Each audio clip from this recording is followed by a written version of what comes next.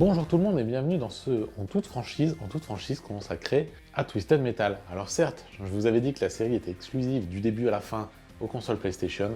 Il y a quand même une exception, mais c'est pas un jeu, puisqu'on va parler pour la première fois dans En toute franchise d'une série télé, et ici donc de la première saison de la série Twisted Metal.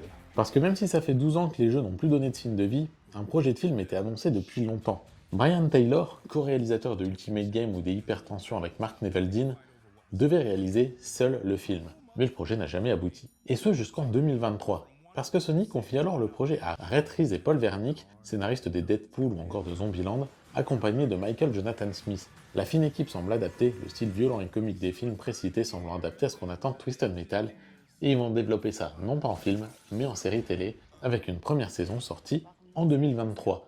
Globalement pour l'histoire, ça se passe dans le futur, les citoyens vivent dans des villes fortifiées et les criminels en dehors des villes, certains à bord de véhicules surarmés. John, qui est interprété par Anthony Mackie, est un transporteur livrant des colis, dangereusement entre les villes. Et John ne se souvient globalement pas de son passé, d'où son nom de John Doe.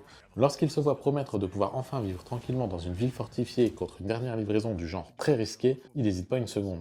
Il va croiser pendant sa mission l'agent Stone, qui est incarné par Thomas Haden Church, Quiet, qui est interprété par Stephanie Beatriz, l'agent Diaz de Brooklyn Nine-Nine, ou encore Sweet Tooth, qui est physiquement interprété par Joe Seanoa, mais dont la voix est assurée par Will Arnett. On croisera aussi Neve Campbell et Jason Mantzoukas, entre autres. En 10 épisodes d'une trentaine de minutes, la série ne reprend pas le scénario des jeux.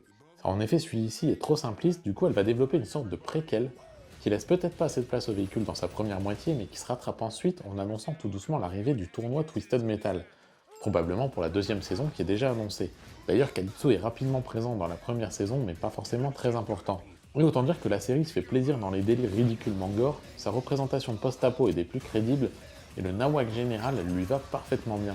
Bref, on parle régulièrement des adaptations de jeux, souvent mal, mais Twisted Metal, sur cette première saison, s'en sort plutôt pas mal du tout.